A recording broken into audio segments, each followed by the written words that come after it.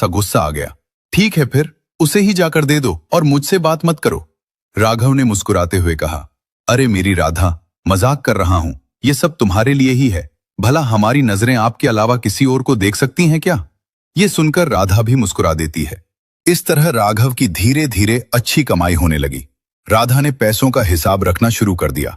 उसने एक एक रुपया बचाना शुरू कर दिया। गरीबी अभी भी थी, लेकिन किसी चीज की कमी नहीं थी, क्योंकि अब उनकी कमाई उनकी जरूरतों से काफी ज्यादा होने लगी थी। कुछ दिन बाद जब उन दोनों बहनों की मां की बरसी थी, तो दोनों बहनें अपने मायके आईं। इस बार दोनों ने ही सादा सी साड़ियां पहनी हुई थी।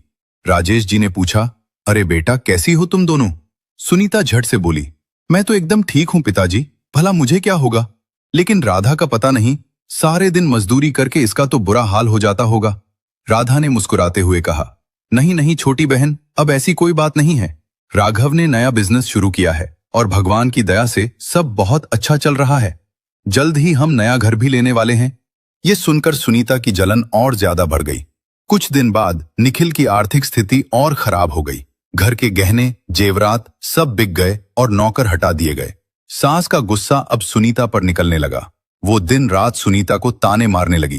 अरे कलमुही, तेरे मायके से कुछ मदद क्यों नहीं मांग लेती? अपने बाप से बोल कि अपने दामाद की थोड़ी मदद कर दे, ताकि तेरे पति की परेशानी थोड़ी कम हो जाए। सुनीता ने धीरे से कहा, लेकिन माँ जी, मेरे पिता तो एक साधारण से किसान हैं। उनके पास कोई धन दौलत नहीं है, और जो थोड़े बहुत पैसे उनके पास थे वो भी उन्होंने हमारी शादी में लगा दिए थे।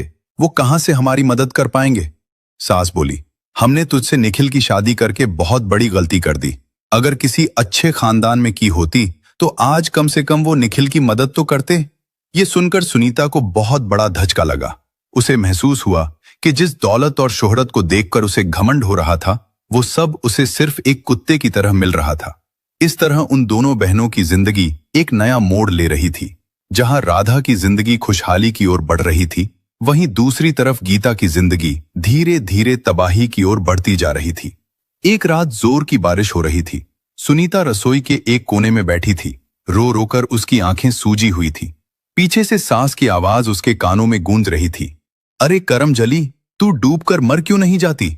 मेरे बेटे का सुकून खा गई तू। हमारे घर को बर्बाद करके रख दिया है तूने।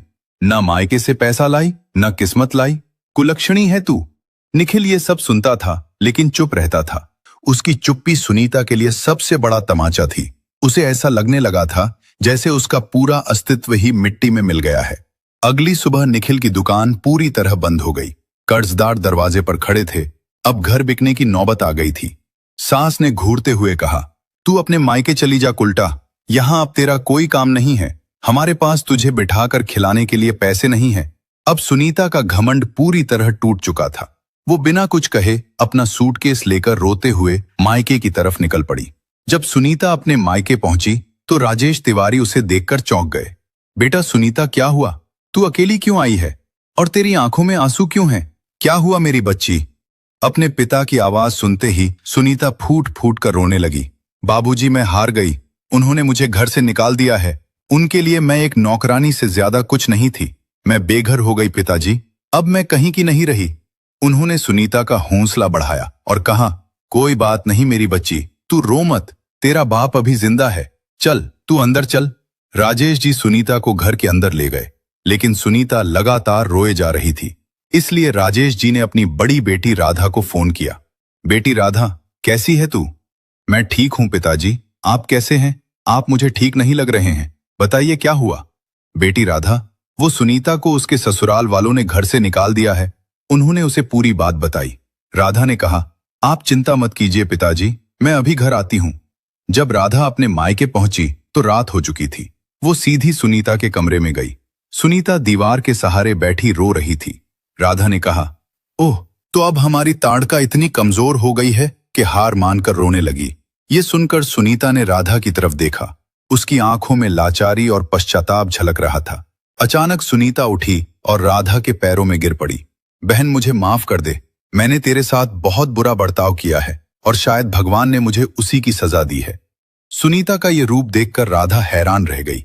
उसने आगे कहा, मैंने तुझे हमेशा नीचा दिखाने की कोशिश की, तेरी गरीबी का मजाक उड़ाया, लेकिन आज मैं खुद एक मजाक बनकर रह गई हूं। मेरे साथ जो भी हुआ वो सब मेरे कर्मों का फल है जो मैं भुगत रही हूं। राधा ने ढांढस बंधाते हुए कहा, रो मत मेरी गुड़िया, बहनें तो आपस में लड़ती हैं, झगड़ती हैं, लेकिन इसका मतलब ये नहीं कि हम एक दूसरे से अलग हैं या नफरत करते हैं। चल अब रोना बंद कर। सुनीता ने कहा, नहीं बहन, अब मुझे समझ आ गया है, इन